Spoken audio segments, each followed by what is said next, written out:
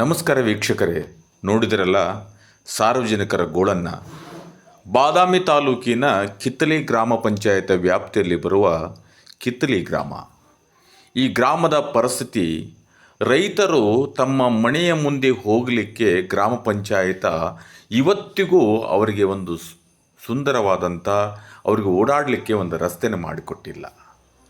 ಜನಪ್ರತಿನಿಧಿಗಳು ಏನು ಮಾಡ್ತಾರೋ, ಅಭಿವೃದ್ಧಿ ಅಧಿಕಾರಿಗಳು ಏನು ಮಾಡ್ತಾರೋ, ಯಾರು ಹೇಳೋರಿಲ್ಲ, ಕೇಳೋರಿಲ್ಲ.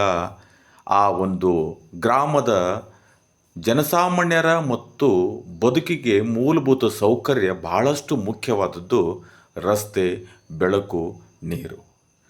ಭಾರತಕ್ಕೆ ಸ್ವತಂತ್ರ ಸಿಕ್ಕು ಇಲ್ಲಿವರೆಗೂ ಗ್ರಾಮೀಣ ಪ್ರದೇಶದ ರೈತರಿಗೆ ಮೂಲಭೂತ ಸೌಕರ್ಯ ಒದಗಿಸಿ ಕೊಟ್ಟಿಲ್ಲ ಅಂದರೆ ಇದು ನಾಚಿಗೇಡಿನ ವಿಷಯ. ಇದು ಕೇವಲ ಕಿತ್ತಲಿ ಗ್ರಾಮ ಪಂಚಾಯಿತಿಯಲ್ಲಿ ಬರುವ ಕಿತ್ತಲಿ ಗ್ರಾಮದ ಸಮಸ್ಯೆ ಅಷ್ಟೇ ಅಲ್ಲ.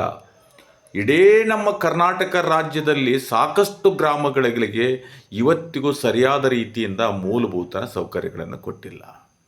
ಶಾಸಕರು ಏನು ಮಾಡ್ತಾರೋ ಗೊತ್ತಿಲ್ಲ, ಸಂಸದರು ಏನು ಮಾಡ್ತಾರೋ ಗೊತ್ತಿಲ್ಲ, ಗ್ರಾಮ ಪಂಚಾಯತಿ ಸದಸ್ಯರು ಏನು ಮಾಡ್ತಾರೋ ಗೊತ್ತಿಲ್ಲ. ಒಟ್ಟಾರೆ ಜನಪ್ರತಿನಿಧಿಗಳು ಮತ್ತು ಕಾರ್ಯಾಂಗ ವ್ಯವಸ್ಥೆ ಇರತಕ್ಕಂಥ ಅಭಿವೃದ್ಧಿ ಅಧಿಕಾರಿಗಳು ರೈತರ ಒಂದು ಪರಿಸ್ಥಿತಿಯನ್ನು ಈಗಾದರೂ ಎಚ್ಚೆತ್ತುಕೊಳ್ಳಿ. ಗ್ರಾಮೀಣ ಪ್ರದೇಶದಲ್ಲಿ ನಿಮ್ಮನ್ನು ಏನಕ್ಕೆ ಕೇಳೋದಿಲ್ಲ, ಮೂಲಭೂತ ಸೌಕರ್ಯ, ರಸ್ತೆ, ನೀರನ್ನು ಕೊಡಿ ಅಂತ ಹೇಳ್ತದೆ. ಈ ವರದಿಯನ್ನು ಚಾಣಕ್ಯ ನ್ಯೂಸ್ ಮಣದಾಳದಿಂದ ಮಾಡ್ತಾ ಇದೆ. ದಯಮಾಡಿ ತತ್ಕ್ಷಣವಾಗಿ ಎಲ್ಲ ಗ್ರಾಮ ಪಂಚಾಯತಿಯಲ್ಲಿ ಹಳ್ಳಿಗಳಿಗೆ ಆದ್ಯತೆ ಇನ್ಮ್ಯಾದರ ಕೊಟ್ಟು ಜನಗಳಿಗೆ ಸ್ವತಂತ್ರವಾಗಿ ಒಂದು ರಸ್ತೆಗಳನ್ನು ಕೊಡಿದ್ದಾರೆ. ಚಾಣಕ್ಯ ನ್ಯೂಸ್ ವೀಕ್ಷಕರೊಂದಿಗೆ ನಾನು ಮುತ್ತನ ಯರಗೊಪ್ಪ.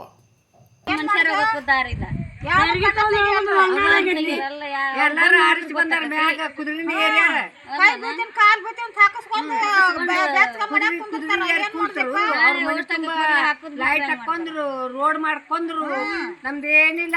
ಬಾದಾಮಿ ಬೀದಿಯಪ್ಪ, ನಾವು ಬಡ್ರು ದುಡ್ಕೊಂಡ್ ತಿನ್ನಾರ.